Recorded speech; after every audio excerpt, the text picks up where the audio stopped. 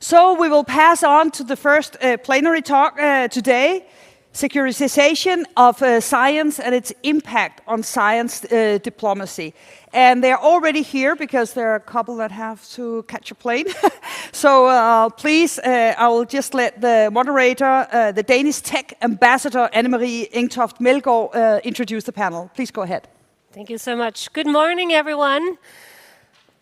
It is a pleasure to be here personally for myself at Copenhagen Business School. I used to be sitting where you're sitting. This is my alma mater, and this reminds me of macroeconomic courses Friday morning. At Copenhagen Business School, the big party once a month is on the Thursday, so it reminds me a little bit of sort of people dropping in, some a little tired from yesterday's fun academic activities. But welcome to Copenhagen Business School, welcome to the second day. I understand that the conversations yesterday, though it was not the topic of the debates, this question of as open as possible, as close as necessary, sort of swept in many of the discussions you had. And so luckily today, I am with a phenomenal panel to discuss exactly that. Science cannot hide from the fact that it is a changing world we're operating in. I am saying this to you as a diplomat who is part of a house where we feel it every single day. Some of my colleagues who've been in the Foreign Service for more than 4 decades, they tell me, in the 4 decades I've been here, I don't think I've ever seen bigger geopolitical shifts. And keep in mind, these are people that were there when the Berlin Wall fell and Europe was reunited.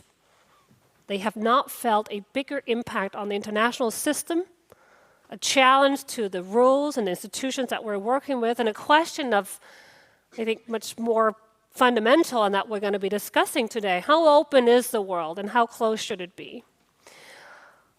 How easy is it to collaborate in what used to be a seamlessly more open, ever more globalized world where we were heading towards the same ideals, values, and norms, to now a questioning whether that is actually true, and what are the implications for science, what are the implications for diplomacy, and what is especially the implications when those two things meet.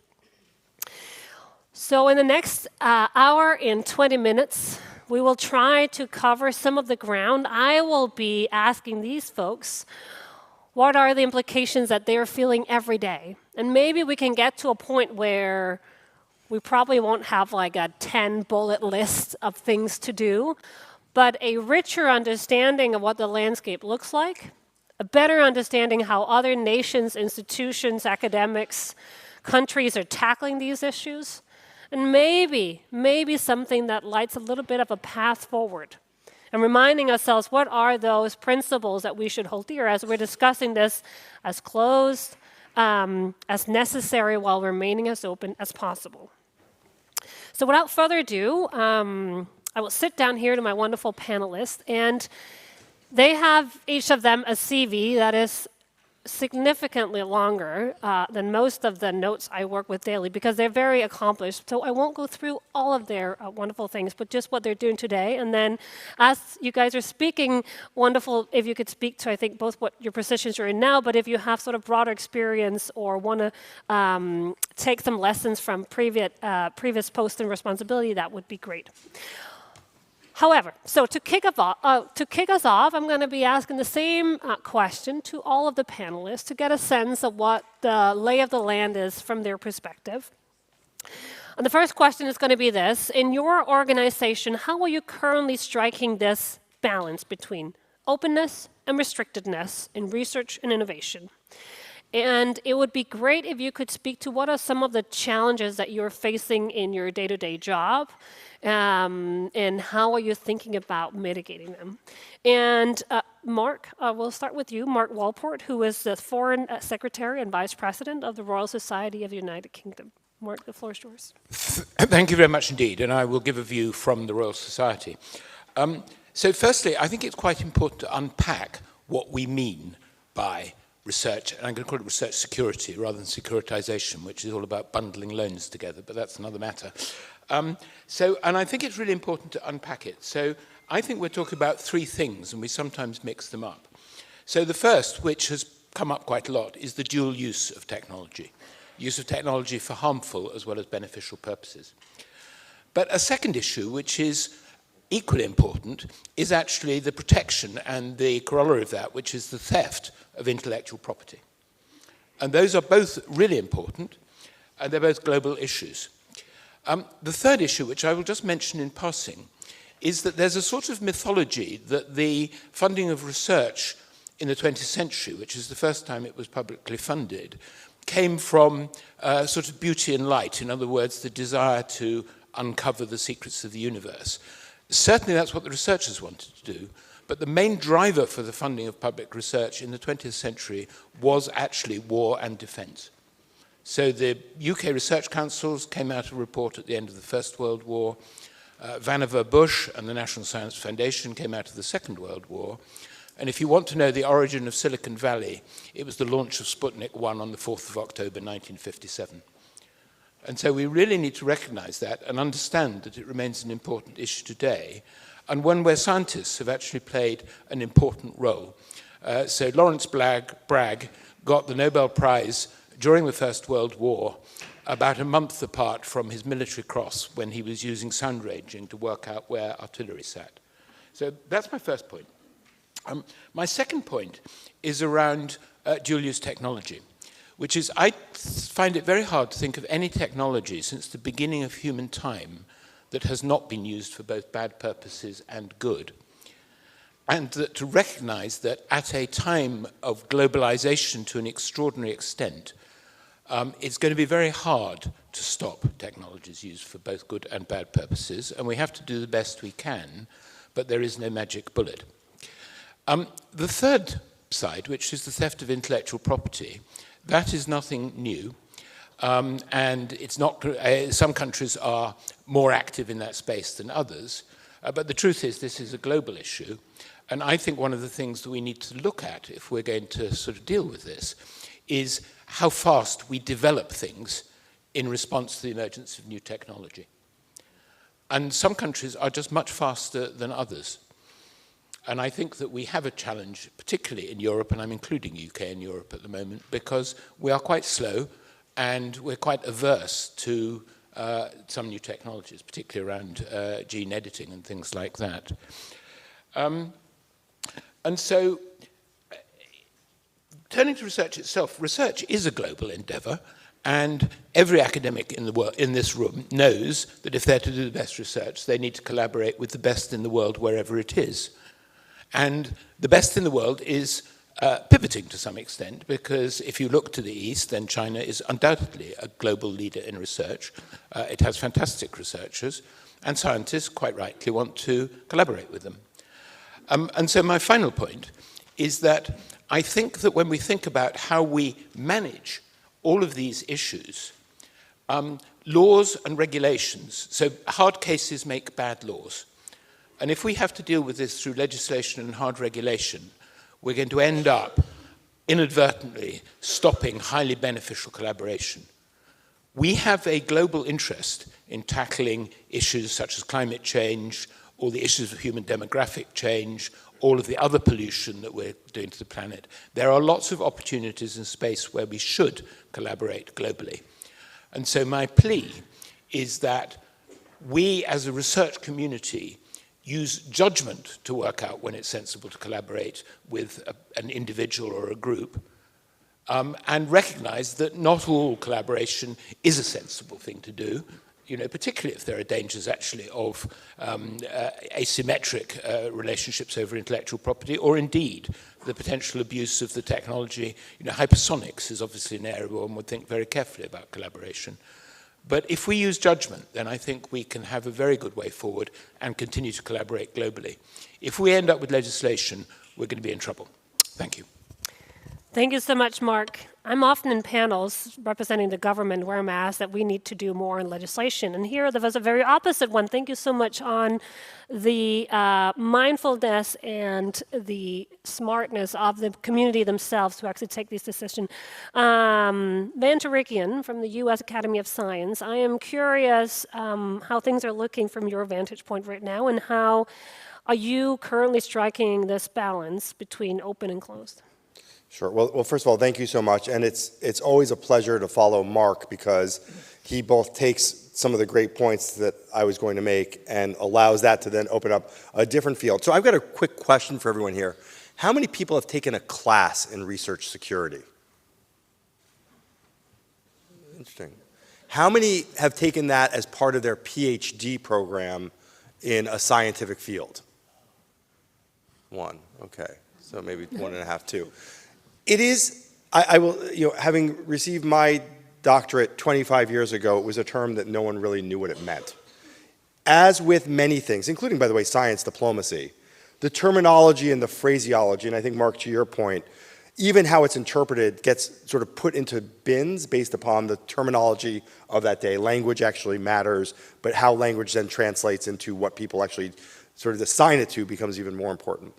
Let me give a little bit of background, because I think some perspective on my own institution's connection to this and the US federal government's role in some of this has evolved over time.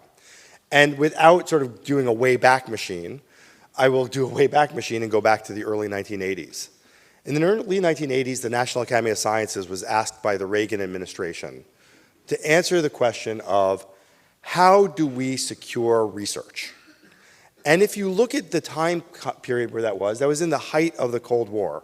And really the question was, how do you make sure that your adversary isn't getting access to the nuclear and a little bit of the biological weaponry that was a major concern in that period of time, still always is, of course, but that was a driver. And so there was a president from Cornell who chaired a committee, it's called the Corson Report, that made the final conclusion that said, at the end of the day, government has the ability to control research, and it's called classification. And classification became the basis by which, if you didn't want somebody to get access to nuclear weapons technology, you classified that technology. Fast forward now over 40 years, and the big shift that's happened, and by the end of that report said something very interesting. We are looking at this issue in the context of the Soviet Union and the relationship around nuclear weapons. We are not looking at the issues as they relate to other rapidly developing economies and the implications on research that comes from that. So they basically said, that's somebody else's job.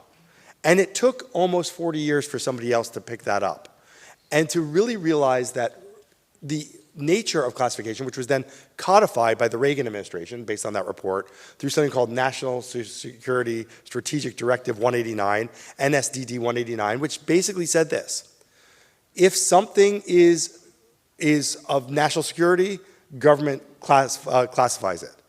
If not, it falls under basic research, and basic research is open research.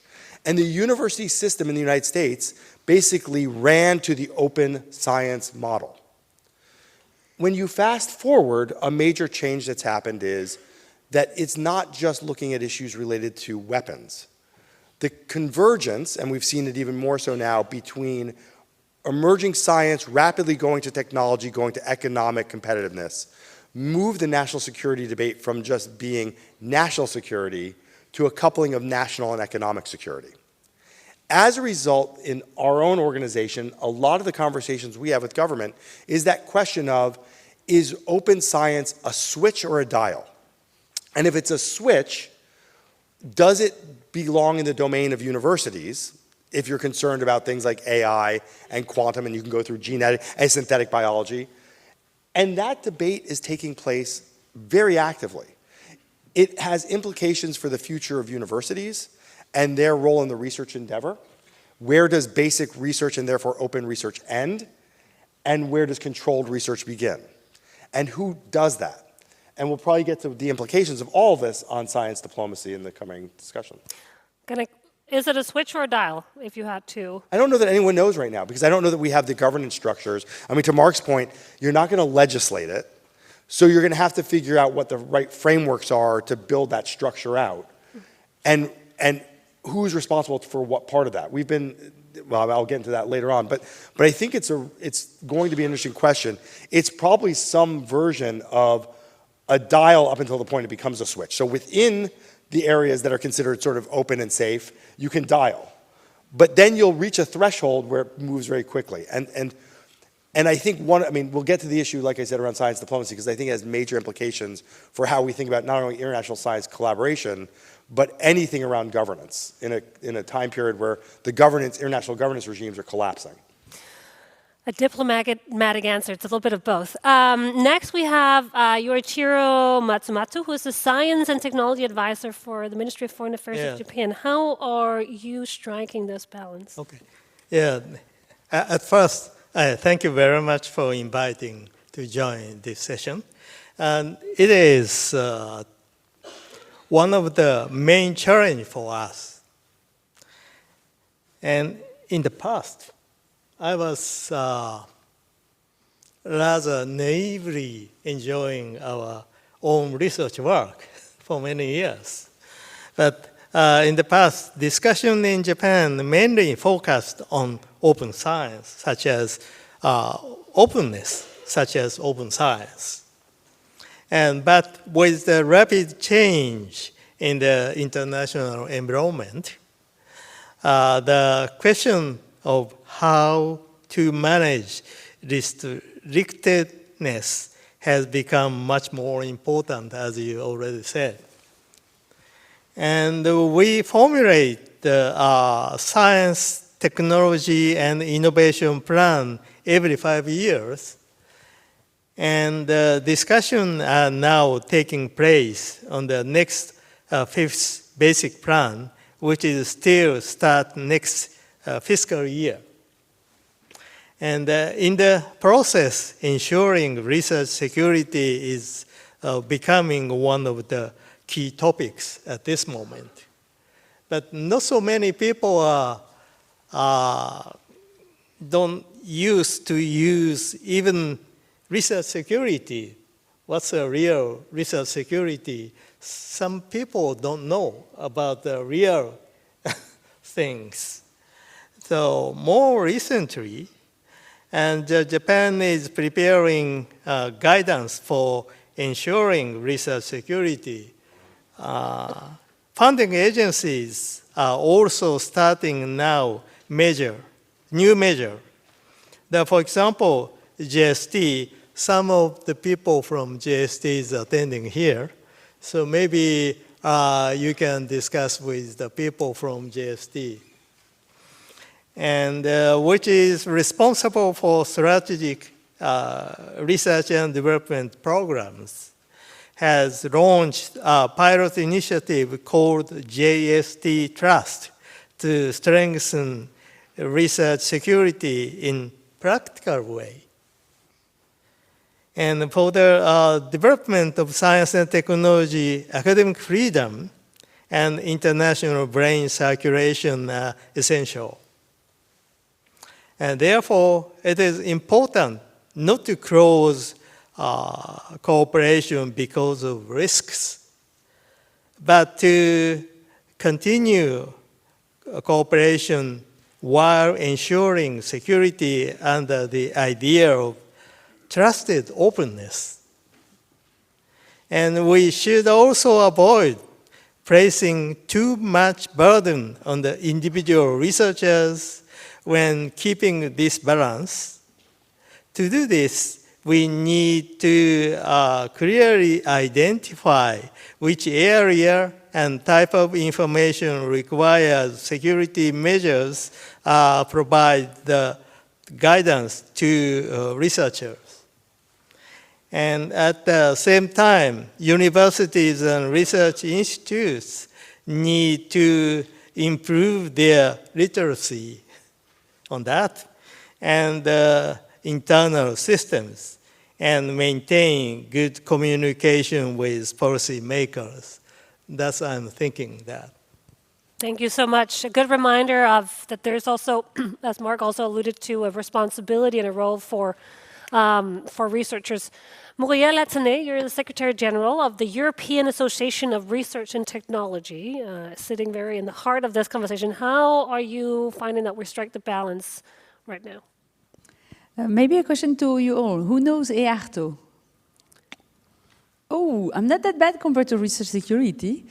Training, that was the question of Vaughan. So My members are Applied Research Institute here in Denmark. You have the GTS network with DTI.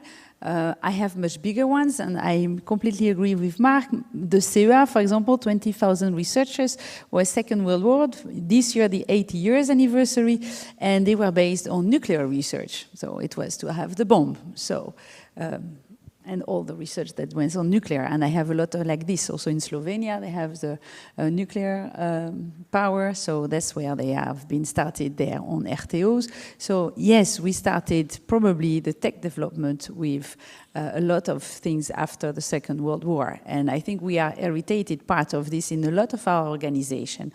I think what we have to realize is I have maybe in securitization's topic, two things.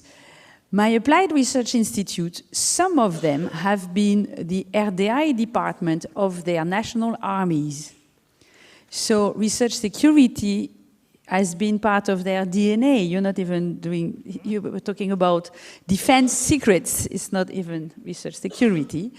And you have the other parts, which are maybe less linked to their Ministry of Defense, which are much more looking at research security, but have been looking at industry secrets, which in certain areas, when you're discussing microelectronics or others today, are pretty top secrets. You don't go like this in IMEC, you don't go like this in the Seraleti, nor in Fraunhofer Darmstadt. So, which means that depending on the technologies you've been working on and the work you have done for your ministries coming from our research institutes, you will have a certain knowledge on how much closed you need to be. So the as open as possible and as closed as necessary has been part of our DNA forever, and I agree with Mark again, also on the IP. If I look, we, as EARTO, we also have an international network, and actually I have to thank Signe, who's here, colleagues from the Commission, who helped us set that up some 2019 to look a little bit broader on the term of what the other research institutes were also doing, also linked to certain type of science diplomacy for technology. And what we've seen is that not all the EARTO members have the same link with their foreign affairs ministers, but if I look, for example, my past president, the CEO of the ex-CEO of VTT in Finland, is now the tech envoy of the foreign minister. So, meaning that those who are linked to tech today don't only impact the story of the science diplomacy, yes, but also of your IP and standardization policy in your national environment, also your defense discussions. But now the added point to Mark's list of the three, I think, is industrial policy, meaning that you are discussing value chains. With COVID came a lot of disruption, but I think with the geopolitics comes a lot of discussion of an industrial policy and the supply chains. If you're looking at chips for your missiles, do you want them to be made here? This is a big discussion I think the microelectronics guys have. So you will see a lot of more discussions which are, I think, linking for us because of the technology area, the discussion on dual use and defense research, the discussion on protection and secrecy, the discussion on how do you do with industrial value chains and where do you want to bring some manufacturing here. If you need manufacturing, you need also the tech here. That means you're bringing back the tech. So that means you maybe strike quite some close. That means you're discussing with your research institutes your export control policy. That means the research institutes have had to develop a lot of export control capabilities. So for us, it has been, maybe before it was managing China for a long time. We had a lot of, if you're discussing Fraunhofer, for example, they have Mr. China, so the Chinese don't come into all the different institutes, but they come at a higher level and then they can control the relation. But I think now you may have the question with the US, which didn't have maybe that flagged let's say, in the term of protection, as before. You will have different countries which are flagged for export control, depending of the country where you're sitting. So, which means that the world is becoming more complex to manage something we knew how to do, which was as open as possible, as close as necessary.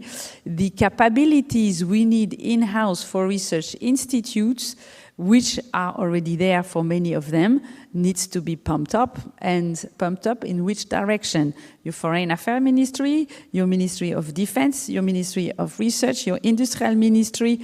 You will have a lot of different aspects to look at with your tech development, which I think makes quite some pressure for our CEOs to know how and what to organize and what to have in-house, and quite some support from the ministries also to look at the different aspects of what they do.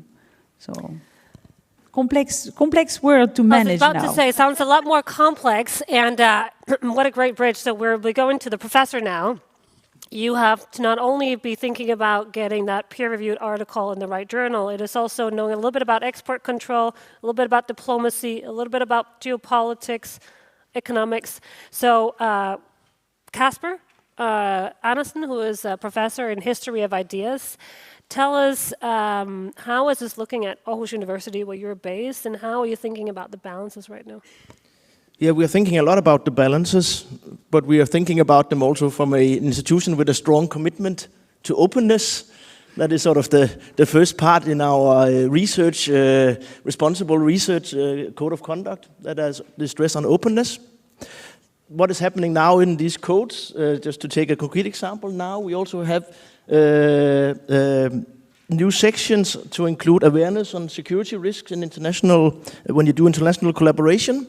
I think I mentioned this just as an example because it says something about how the security agenda is a new thing. It's not so, of course, we have had structures in place for critical technologies, for collaboration with specific countries, which has been an issue in Denmark. But what we are seeing now is that it is relevant across the board. It is seen as something that is across the board, across all the academic areas, across all the faculties. And that, in some, is a reflection of the complexity that my panelists have already described. And that means also that people are looking for answers in this new reality. Internally, who knows something about this? Who can we ask? We're also looking at, so new positions are being developed, new acronyms show up to deal with these things in our world. You're looking at also for national guidelines, and you're also looking at the EU level for what will happen there, what kinds of guidelines will be coming from that. So I guess that's the situation now, and I think also there's some challenges that follows from this. I wouldn't say panic at all, that's not, but more sort of confusion, and that is with all of these layers, there is of course one risk is a risk of over-implementation when you have many layers that deal with this. So that's one aspect of a challenge that follows from this new complexity, of course. Internally at the university, there are also a lot of discussions about responsibility. So, for example, what happens if something goes wrong? Does it fall on the researcher or the research institutions? Who makes these decisions? And given that research collaborations are so dynamic and that we are also encouraged to have them, that means that these responsibility questions are quite important. And just a final challenge to mention, I think, which is important to bring to the table, is that of young researchers who are in the process of building their careers and of course go into science. Certainly we hope this is what they do, go into science to work on fundamental problems with the best people all over the world, and now they are also in a situation where they have to think about export control and all kinds of things. And that is really a challenge to be a young researcher in this situation where these things come up and where issues, for example, around dual use are central, and it is really a fact, of course, that technologies can be used for all things, but it's perhaps not a fact of nature that we have to, aspire to that or support that exactly. But this is the situation that younger researchers are moving into, often pursuing precarious careers in science, now having this as another layer that we, of course, have a responsibility to to help with if we want to have a sound ecosystem of science, which includes the involvement of young researchers into the system as an attractive system that is still based on openness and the idea that you work on fundamental problems for the benefit of man. It is not easy being human, at least at all academic. Thank you, Casper, for what I heard, a slightly more cautious perspective on this. I met a young Danish researcher on quantum technologies when I was in Beijing last time. And he said to me, it's so exciting being out here. It really feels at the frontier of this research. I can't see myself ever being allowed back into study meaningfully in a university back in Denmark. And there's no rules in that. But I think just sort of a lift in one thing is rules, how do we govern them? And the second is how are they taking into the individual? Thank you for sharing, I think, both some institutional perspectives, some global perspectives, and then also some more personal, what does it mean from an academic level? In a true academic symposium fashion, we now have Angela Liberatore, who is a Science Diplomacy Fellow with the European University Institute, who will be what we call a disruptive voice. So giving your reflections for a few minutes on this first panel, and then we'll let the panel respond. Angela, the floor is yours. Thank you. It seems that being a disruptive voice is a little bit like improvisation in jazz. You need to improvise on the basis of what the panel tell you, but somehow know what is the tune that you're playing with. So the topic is balance, right? And I have been reflecting on this, and I will need my glasses and a quotation, because the point is, when we speak about balance, especially when it is about policy and human affairs, to keep the balance completely like this is going to be very difficult. So you need to know if the balance cannot be kept completely balanced, what is your, where you want to tip. And I think my answer, will be for the panel to consider, is the following. I will quote Benjamin Franklin, who said, "Those who would give up essential liberty to purchase a little temporary safety deserve neither liberty nor safety." What this has to do with balancing in research? Well, I think this means that for science to work properly, for research and researchers to work properly, there are minimum conditions of liberty and openness that must be preserved. Otherwise, science cannot work. Without sharing ideas, data, mobility of people, science simply doesn't work properly. So that's my thesis for the panel, which of course doesn't mean being romantic. Sometimes I think we build a straw man. The romantic times when people only spoke about openness and brotherhood in science. Come on, scientists can be extremely competitive, and we all, we had the Cold War and all the rest. So I think the romantic time were always quite careful, but definitely with a different situation than now. Second point. When discussing security measures, and points were made about proportionality, avoiding excessive burden, avoiding over-implementation, all, I think, excellent points. And the panel addressed the issue of dual use as well.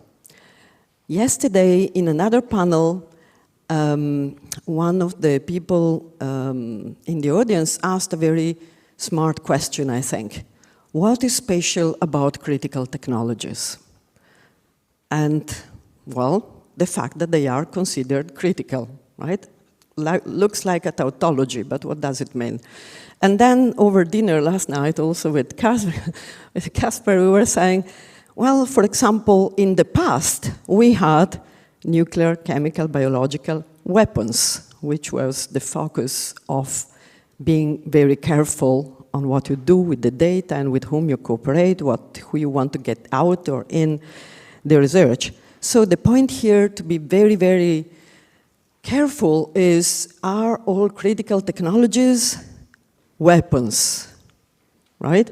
If you take something like artificial intelligence, quantum, synthetic biology, if we treat them in general as weapons, well, That would be extremely problematic. And clearly we don't, we will not. So the point is how we have these technologies or fields of science which are so broad in their nature to be treated carefully in terms of having enough breathing space and openness to develop while being careful in, and prudent in what we do about that. And a last point on this is about effectiveness and learning. When we put security measure in place, we need to think about proportionality. We also need to think about effectiveness. Are they serving the purpose? Actually, yesterday we had beautiful lectures on North Korea, sorry, I'm going to quote you again, and the polls about the unintended use of sanctions in science. Do we really want to close any cooperation on volcanoes and seismic risks with people with whom we generally do not cooperate, like in North Korea? The answer is no. Because we want to understand certain processes, and it's good for them, for us, and for the globe. Do we want to really understand what happens in the poles, and what happens there can be a threat for the all humanity, so we all need the all human intelligence to go with it? Then we need to think carefully about whether sanctions, as they are now, are paying enough tribute to the fact that this is one of those global challenges where we need to be globally effective, while of course being careful on other areas which are not as common. I close here for now. I hope I gave enough disruptiveness in a constructive way for the continuation of the debate. Thank you. It is only at a science diplomatic, I think, conference that it's such a very nice and a very kind interjection. Anyone feel provoked immediately from what Angela shared? So openness, if I may stretch what you said, openness must be preserved. Really do not extend the critical technology definition too long, and proportionality, and how do we actually measure the effect? Mark. Well, suitably provoked. I mean, firstly to say that critical technologies are being used as weapons. They're both economic weapons, because economic advantage is actually very important, and they're being used actually in both cold and hot war. So, one can doubt it as much as you want, but that is how critical technologies are used. And science, which is very important for resilience, there are huge issues with global resilience. And I think that, as Vaughan said very nicely, there's nothing new in what we've talked about. The new thing is the state of the planet on which we live. That's where the difference is. And just going back to Benjamin Franklin for a moment. So he was in Paris as the ambassador about to sign the Treaty of Paris, which was the recognition of the United States of America. And of course, it's the 250th anniversary of the Declaration of Independence next year. Just before he signed, he wrote a letter to Joseph Banks, who was president of the Royal Society and a friend.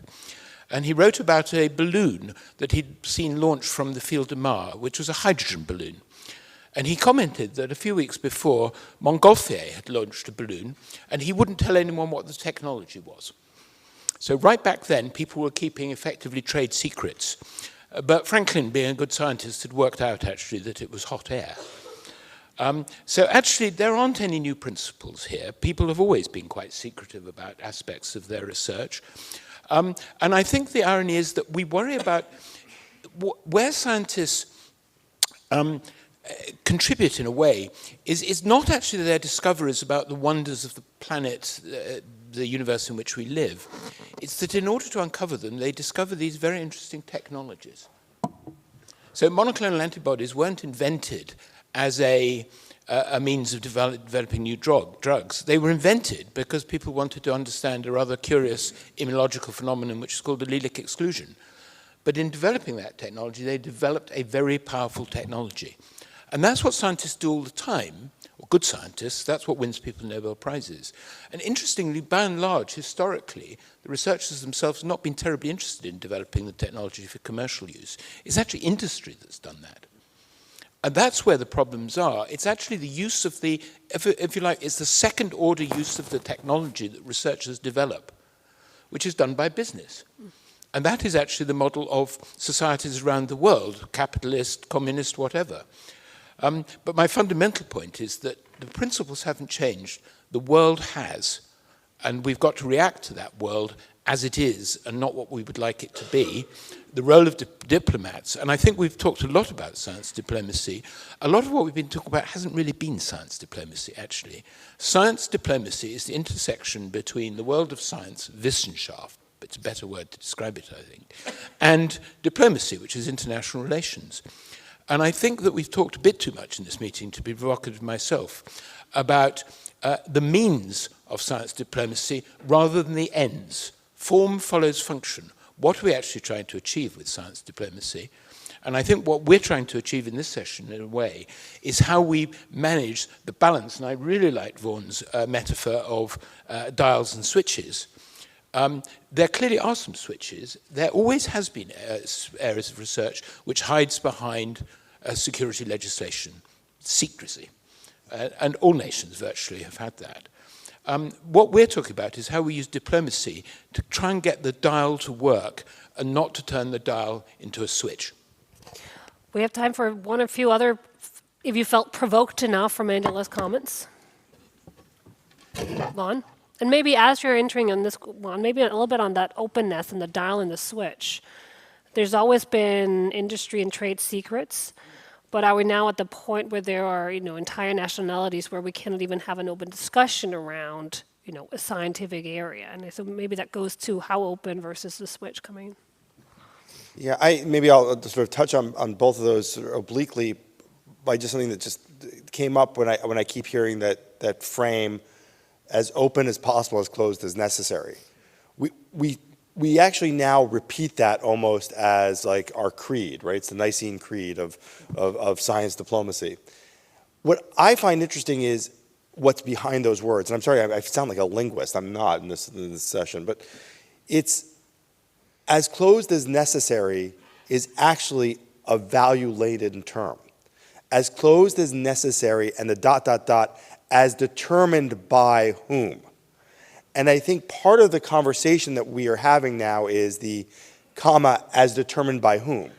And depending on who you talk to, that conversation will be very different. If you go into a lab in any part of, I would say, particularly the Europe and the United States and some other places, as closed as necessary would have a very different meaning than if you went to security services. Necessary becomes defined differently. I do want to pick up, though, on one other issue, because I think that Casper, you made a point from the standpoint of sort of in the university researcher piece about all the different barriers. I think there are also some really interesting cross-currents here. What we are seeing is an emphasis on, at least in the United States, on increasing efficiencies by decreasing regulatory structures. And yet we know for the research community, one of the greatest regulatory structures is the export control and the issues around internationalization. We're going to have to figure out what that looks like and how to capture that in a way that doesn't become an overly burdensome state, which I think is where the legislative or executive structures could exist, but also does recognize that it's within the context oftentimes of government-funded research, which comes with strings attached. I'm asking these guys the hard questions. I do want to also make sure that we don't let you guys off the hook. If you go into Slido, so you rarely say this in a lecture hall, but please find your phone. Help us. Okay, and these are some questions. We'll take them in a second, but I want to ask you this question. On a scale from 1 to 10, with 1 being fully closed and 10 being fully open, how open should the next Horizon Europe program be? I know we have the European Commission here, so there's an opportunity to influence a little bit. 10 being fully open? Okay. As open as possible. No one is defining how closed is necessary yet. Okay, well, we got 7, so significantly more open than closed is what I'm taking out of this. European Commission, take this with you home as an indicator of what the community would like to see. Not a precise question. I would have, Muriel, what is your perspective on this? What do you think? Well, I don't know. It depends what you're talking about in the horizontal program in general. Is it third country? Is it IP? Is it dual use? Is it what? It's a too open question for it to be real. That's too much of an academic answer. No, Give me- okay, it's so a if you reality are- check. you This can- is what we do. you We can are now in full bloom of the regulation, and that's exactly what we're talking about, article by article. So it is not an academic question, it's a realistic policymaker question. So if you are interpreting this, let me know. So if you are seeing this towards the more open end, what do you think that should translate into in policy-wise? It depends. If you're discussing on your IP policy, I think we need to keep the options of as close as possible because you will have some secrecy. If you're discussing dual use, it's going to be different in the call text. If you're discussing about third countries, do you make them come into Horizon Europe and how are you going to close some of the calls? And if they're going to come into the European Competitiveness Funds, yes or no, that's another question. So it's a lot more complicated than that question. Then you can be Teletubbies and say, oh yes. Okay, Casper. So my take would be that we should, when we think about striking the balance here on a scale like that, the point is that we shouldn't start from 5 and then have the balance. We should start from 10 and then argue where it is that we need to, on specific points where we need to go below and do specific things. But the balance should be from a starting point that it is as open as possible. That would be my take on that. That doesn't mean we should end on 10, of course, but that is where I think we should start from. With that, Muriel, I want to go back to you on this question you said around competitiveness. And so a little bit sort of industrial, and this is, if we think about this, not in terms of third countries and who we're working with, but on keeping competitive sort of industrial opportunities in Europe. My foreign minister said recently in a speech, he said, we can't protect ourselves to success. Europe needs to innovate. Europe needs to create technologies in order to lead a global competition where technology really is taking the lead. From a scientific point of view, that's a double-edged sword because if someone then steals that technology, you might be the leader in it, but then how are you going to, commercialize it for the benefit? How are you thinking on this specific point around thinking, maintaining industrial competitiveness in technology and science that leads to technology in Europe? How to strike that balance? Then if you're looking at from the perspective of my members, you will see that we are asked with technology to create new industrial value chains. So for example, part of the way we would do that would be with our spin-offs. Some it will be about selling the tech. So who do you sell the tech to? That's where the export controls are coming in. You have the question of the spin-off. So we want to invest in the new, industrial value chain. So you may create a new company.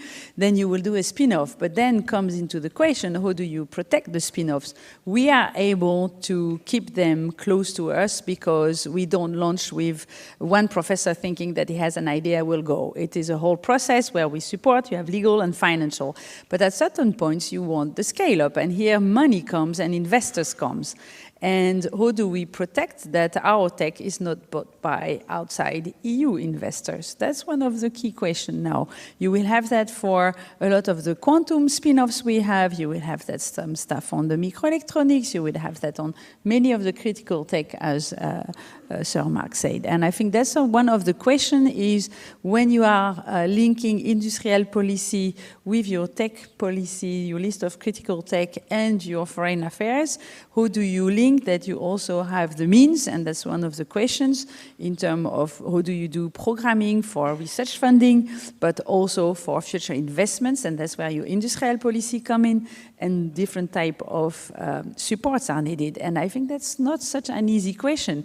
Another question which is very different is we need people to work on those techs, right?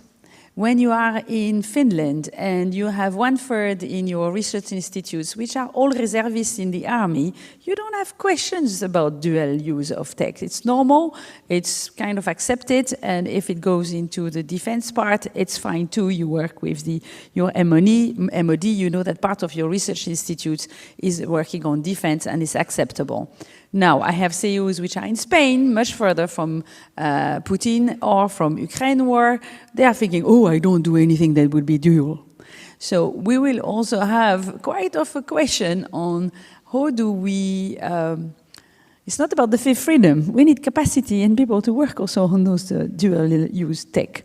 And depending on where you are in the geopolitical world, just in your geography, the answers will be more or less easier. So it's also a society issue, and it's not only academics, but that's one of the questions that my CEOs have been asking it themselves a couple of months ago when we had discussion together.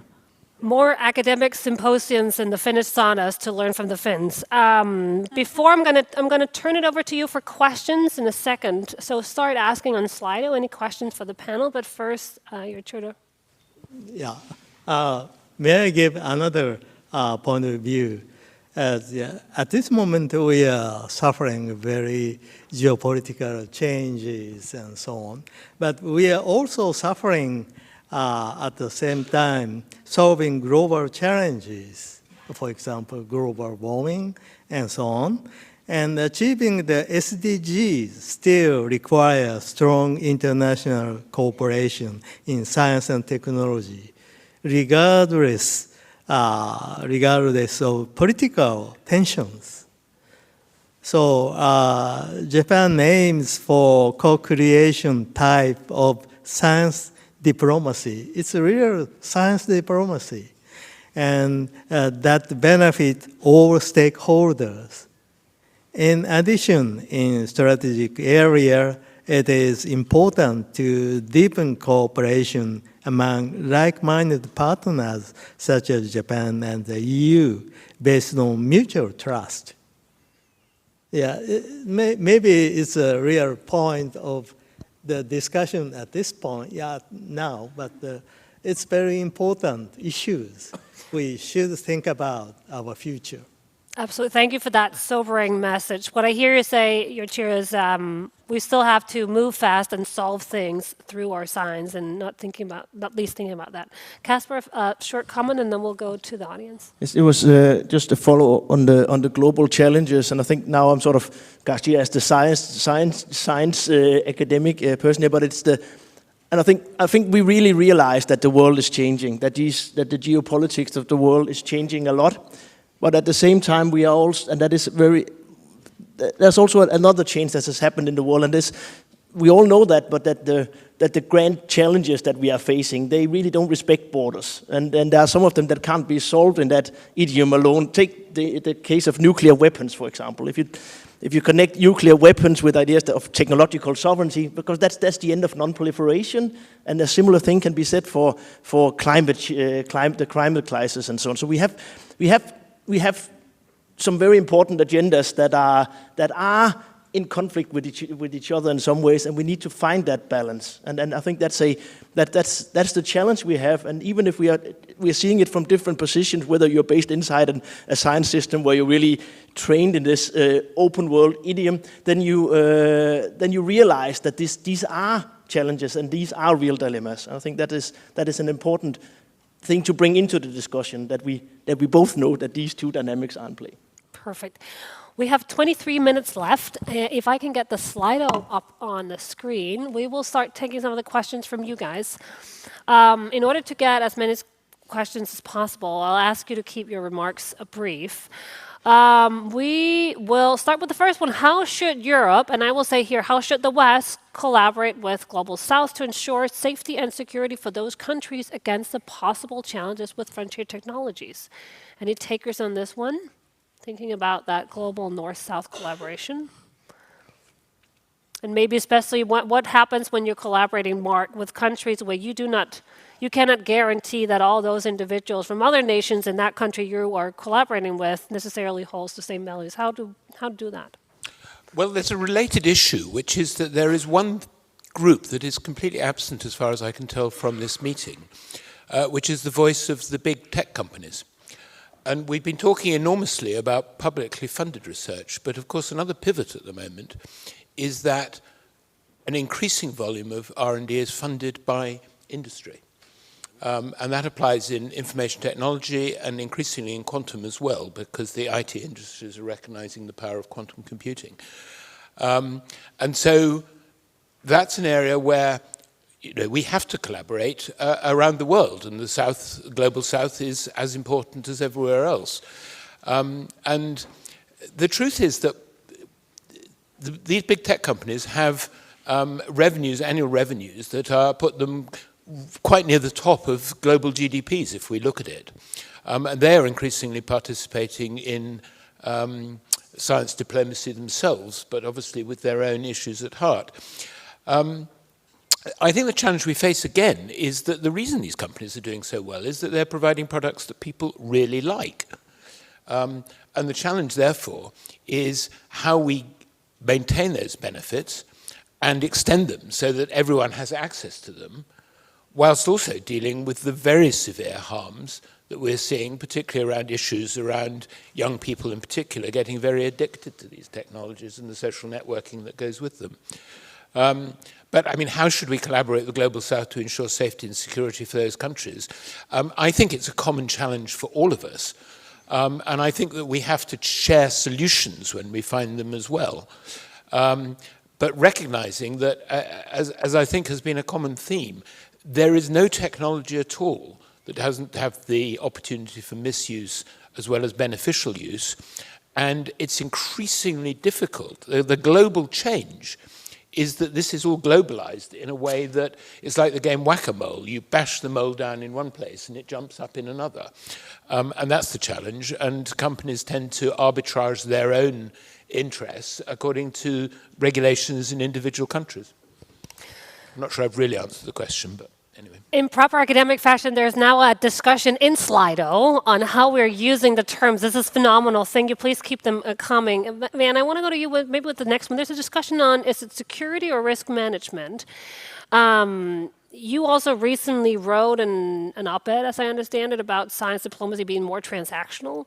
I'm wondering if you could share a little bit of your perspective. How should we think about this as risk management, or is it security? What is the right approach to this? And maybe if you can elaborate, what does that mean in the sort of that piece you published on the transactional? And then I come to the rest of the panel. Yeah, so I think it's a well-placed point when we look at research security in the United States. One of the frames that's really been looked at is how to develop risk matrices. And risk matrices by both agencies and then also how sort of the policy community thinks about it. How do you begin to categorize risk based upon the potential for something happening and the magnitude of that result, right? So if it's very likely to happen but has zero impact, then it's not really a security issue. It's a low risk environment. If it has a very high probability of happening, and Mark used the example of hypersonic missiles. You know, there were examples of those technologies not necessarily being shared in the most appropriate way. We know that hypersonic missiles have a massive impact and have a significant security impact, the technology around it. So that risk matrix of work on hypersonic missiles would actually be viewed in sort of the red category. So I do think this idea of matrix risk management is something that people are bringing in. It's used in almost any industry. We do this all the time in emergency management, which is the risk matrices.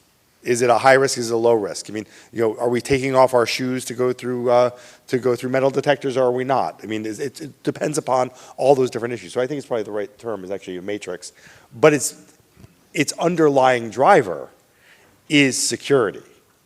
So you risk matrix in the output being increased security. Short one, and then we'll go to the... Very short. I agree with that completely, but I think we also tend to look much too much through the lens of risk and not enough through the lens of resilience. Absolutely. And I think that one of the really big issues that faces us, which is something that we have taken for granted, which is that global trade will solve all our problems, we are not resilient. Yeah. And what modern technology has done is it's increased our efficiency, but in doing so, it's decreased our resilience. Yeah. So our dependence on just-in-time supply lines means that you disrupt, you know, a tanker gets stuck in the Suez Canal, or a container ship. And suddenly you've got a huge resilience issue because just-in-time supply lines are being disrupted. And I'll just quickly, as it's coming down, say one of the challenges of that is when you focus on risk, you don't focus on benefit. And so I'll use the example very quickly of visa policy. The best way to ensure that somebody bad doesn't do something bad in your country is to keep everybody out. That is the best, but we know because we can't measure the benefit as easily. It's easier to measure the risk, but you don't measure the benefit that that person came in and they solved the critical piece that got you a cancer drug that then got commercialized. So how do we've got an asymmetry of risk and benefit. An important research area, how do we measure benefits? I want to go first here, and then we'll go to Casper, please. Okay, and I agree, all of you. But in the area of emerging technologies, the time span from basic research to implementation is becoming shorter and shorter. So that, as a result, the technologies are now influencing not only international rule-making, and also geopolitical politics and even diplomacies.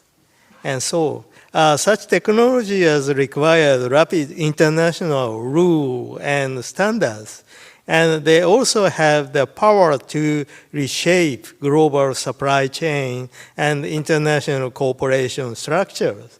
So we should think about that direction.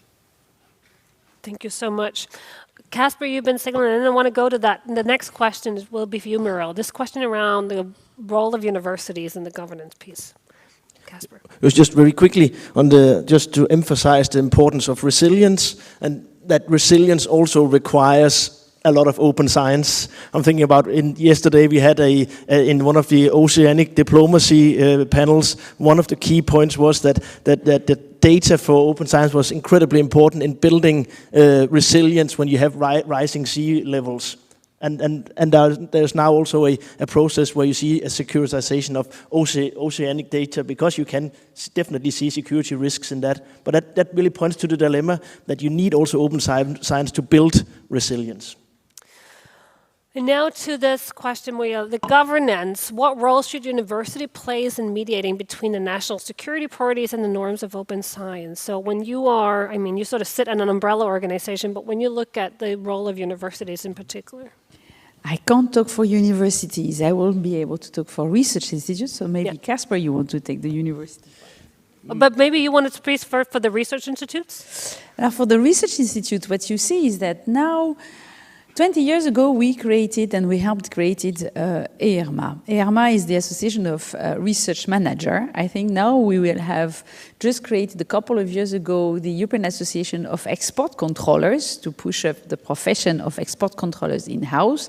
I think the future one will be the Research Security Managers. And we see that. We had some discussion on the research security. We had a European conference also on that topic. And I think what you see is that you will have people who will take that as a job in itself in the research institute to discuss. And then you have, under research security, a lot of aspects with your security of your lab, cybersecurity, your IP policies, standardization, and others. So for us, open science is less of an issue. It's more one way of possible work. So not sure that it is such a key issue for RTOs at the moment, the norms of open science versus the securitization. I think for us, if I see, they are very more practical discussion, more on are our labs equipped with what is necessary to ensure we can do the tech developments we are asked to do by the government for the industry. So in Europe, in the US, you have labs, but you have the university who does the role of the university and the RTOs in Europe. Same in the UK, capital centers are not that big, but in the other countries, I have Helmholtz, I see Ioannis, one of my members here, but you have Max Planck, Helmholtz, and Fraunhofer. I have Helmholtz and Fraunhofer being member of EARTO. I think those guys, they will manage that type of questions, and the questions they will have in their labs is maybe the level of security and protections that they need. I think for us, what we see is that it would be not a normal day not to have any cyber attack at all. It's more how high the number is at the moment. It's not about, lower. So when you're discussing open science will be already discussed because we work with industry. So not all our PhDs will publish something because if they work on a very, kind of a secure for industry project, it's not even about national security, but about industrial secrecy, then the open science is already dealt with. So I think we are maybe having less struggle with the story of the fifth freedom, open science and things like this than university have, because of the job we do and the part that we already have quite a lot of demand because we work a lot for industry. Great. Mark, I want to turn to you. I also, right now, the most popular question here is this question around, are we depriving the rest of the world from a Western point of view access to science and technology? Is this another power play? And I do think there's been discussions yesterday, too, on the question of sort of equitable distributions of the benefits of science and technology. Could you speak to that? Yeah, sure. But let me just first answer this question about universities. So I spent the first half of my career as a medical researcher. And it's been accepted for many years that if you're doing research involving humans, you have to think about the ethics, and you have a research ethics community. And that's not a highly bureaucratic, it's using judgment and wisdom. And one needs to do exactly the same with issues of research security, which is the university needs to provide an environment in which these things can be thought about in a sensible way. And one thing I would cite is, as an example from the UK, the Department of Science, Innovation and Technology has set up a team which has the acronym RCAT, which is the Research Collaboration Advice Team. And so one of the issues about security is that you don't necessarily know who you are collaborating with. And that's a team that, because they sit inside government and have security links, can provide advice which is quite helpful. But it all comes back to universities have got to provide an environment that facilitates. And that's where I'm going to come to the question you just asked, which is that actually the history of, if you like, the Western Enlightenment has been open science. Knowledge has been freely published.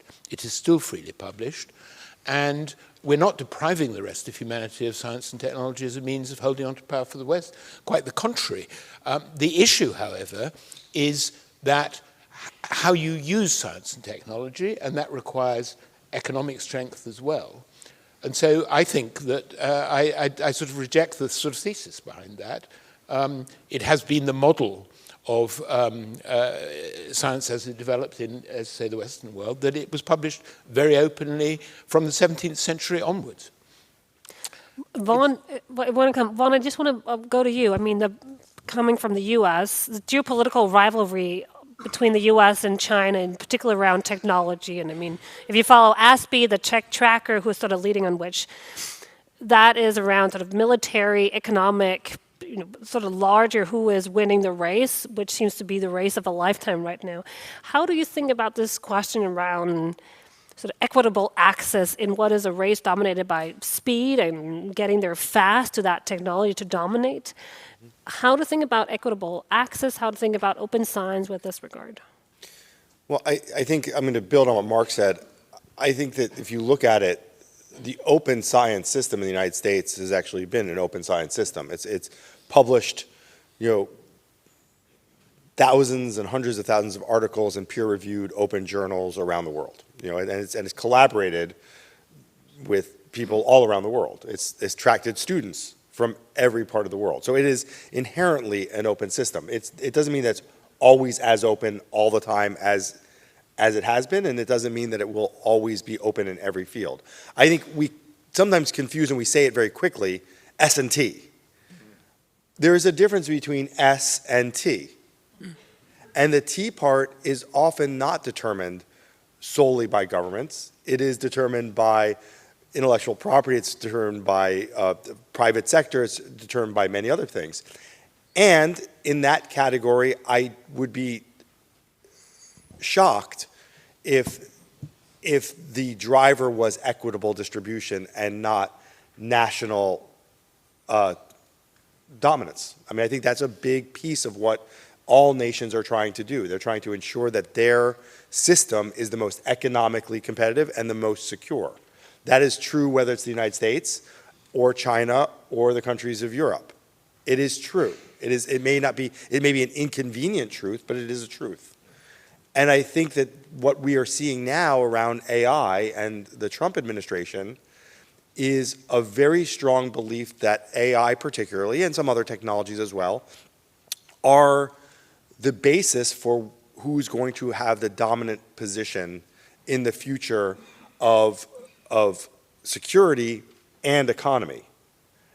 And they're doubling down on that, not just in the public expenditures, but in the role of the private sector in that. With 6 minutes left, we're starting to get into what is also much more my territory, but we will be starting to wrap up soon.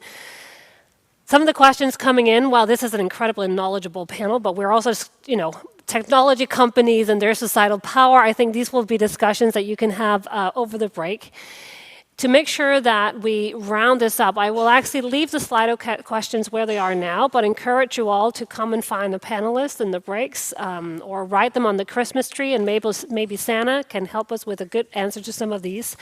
But as we are starting to wrap up, from everything that has been said, from the reflections that you had of your fellow panelists, what would be your 1-minute reflection on asking this audience what to think about or what to do, or what should we be acting on in the next 12 months when it comes to striking the right balance? I'll start from here, Casper. Remember the mic, and you have 1 minute. So, well, actually, I was thinking about the question on the role of the West. I think I'll use the minute to say that. I think really the keynote we had yesterday drove home some really important points about what should be a strong agenda for Europe here at building partnerships with the Global South, and particularly Africa at this moment. And this is really a thing that needs to be done now based on models that we need each other more than ever. And I think that is something that should be on our minds. Is very much the message of this keynote yesterday. Muriel, what is the one key message you would like them to take away? I will take what Vaughan say. S and T are different. My members are crossing both worlds.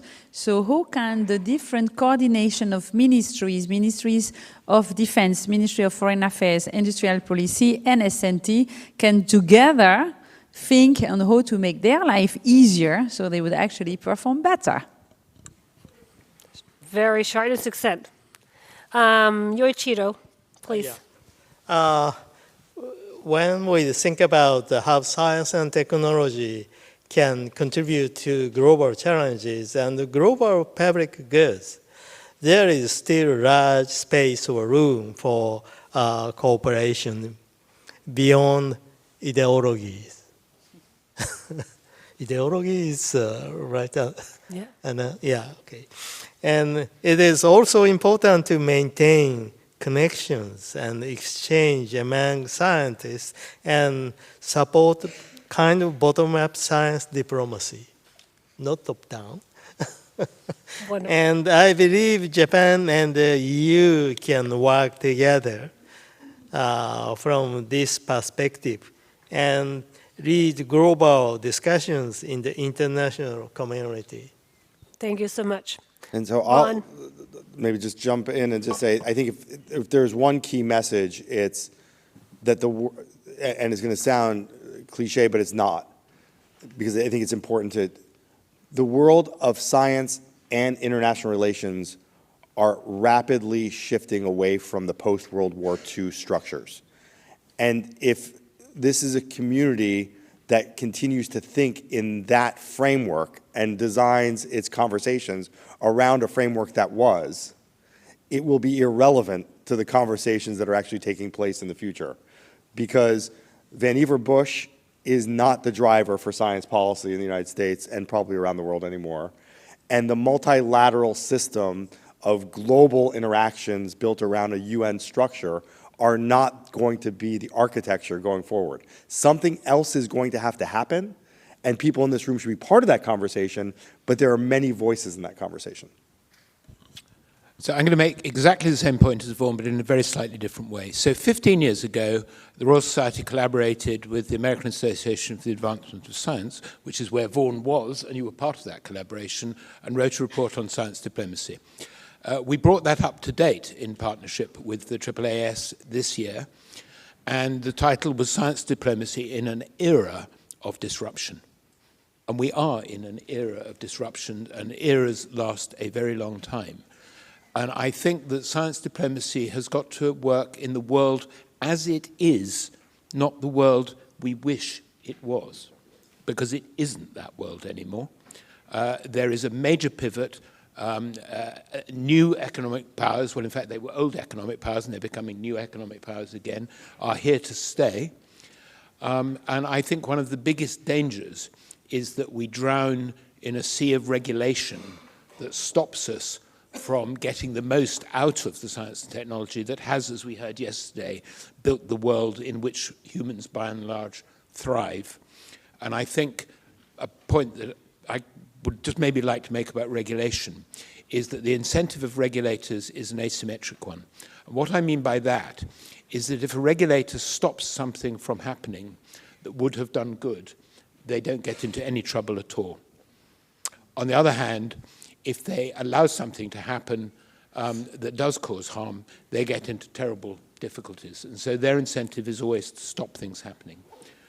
We've actually got to have enabling regulation, and that is critically important. And I'm afraid if we want to use dials, then we've got to behave in a responsible way. That's a key role for universities. Thank you so much. The title of this conference is Bridging Divides in a Fragmented World. I am not sure that we bridged all of the divides, but you certainly did a lot to do a meaningful part of that. Thank you for a sobering and honest, a candid, and a very interesting conversation on a very challenging topic. As the two last gentlemen, but all of you alluded to, what got us here won't get us there. The work starts now. So with an invitation to use the reminder of this conference, but also the network to help steer a path in a changing world, please give them a warm applause. And thank you so much.